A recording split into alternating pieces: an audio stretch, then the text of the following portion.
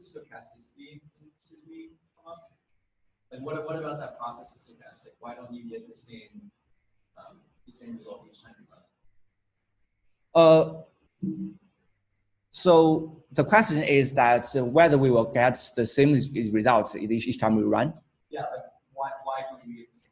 Like why is T-SNE stochastic? Yeah, because like you try to optimize these divergences for different iterations, and so I think it will generate different results because it just try to minimize all of these points to let them have some for the lower dimensional space as much as similar with higher dimensional space. For each time you run it, it will give you some different results, slightly different result, but will not differ that much.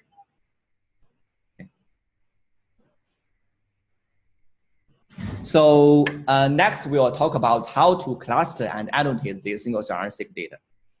So because actually after T-SNE, you will only get a dimension reduction realization of the single cell RNA-seq data, like the top figures. You can see that you have some structures, but you don't know the clusters. So then we still need to perform some clustering analysis to define the clusters. So many of you may have already learned that we can use some simple methods like hierarchical clustering, like k-means to cluster them. And also there are some new methods specially designed for the single cell RNA-seq, which for SNN-click is a method based on network. And for the phenograph is a method based on the graphical clustering. So as these methods are a little complicated, we will not discuss them here. But I want to show you that if you get these clusters, you can color them and realize them on this T-SNE plot. And it will give you a very clear separation of different cells. You can see from here. So next, it comes to question that how can you annotate these clusters? So like the experiment we listed here below. So the researcher performed the single cell RNA-seq on 40K retina cells. And finally, they identified 39 different clusters as shown in the figure B.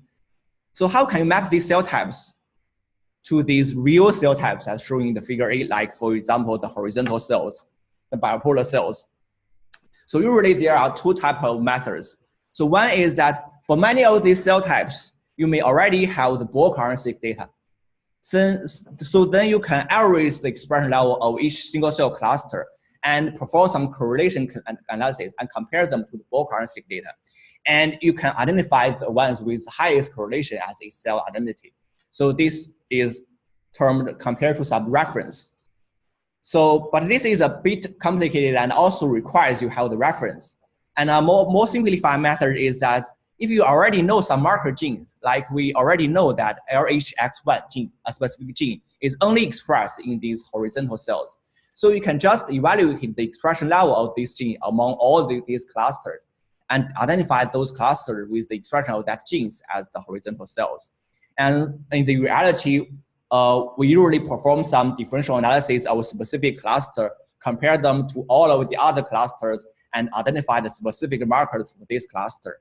And then you can, based on your experience, to see whether you can annotate this based on these marker genes. And so this is a more quickly methods than the correlation-based methods.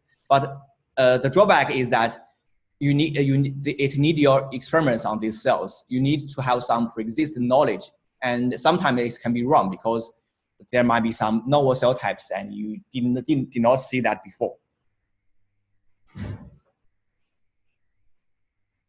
And another important thing I want to mention to you that remember to evaluate the batch effect in the single cell experiment.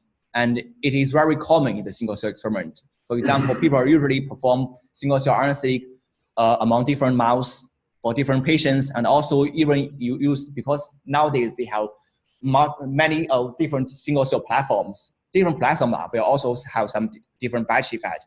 As you can see this in the figure, these are the single cell RNA-seq of the immune cells from the breast cancer patients. You can see from the left figure is that some of the clusters, the T-SNE clusters, are only contributed by one patient. Like the top is only contributed by the patient 6. The bottom left is only contributed by the patient 3, and these are only contributed by the patient 4.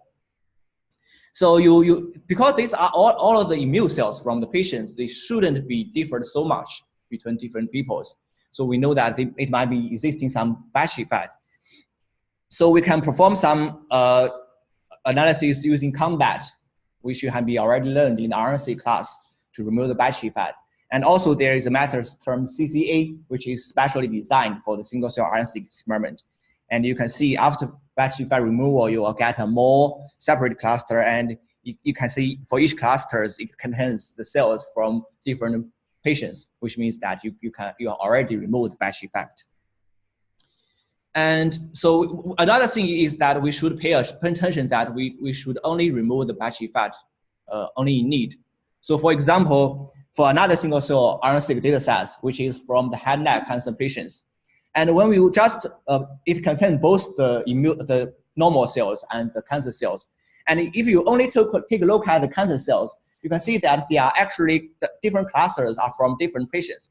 You will see that it might be resisting some batch effect.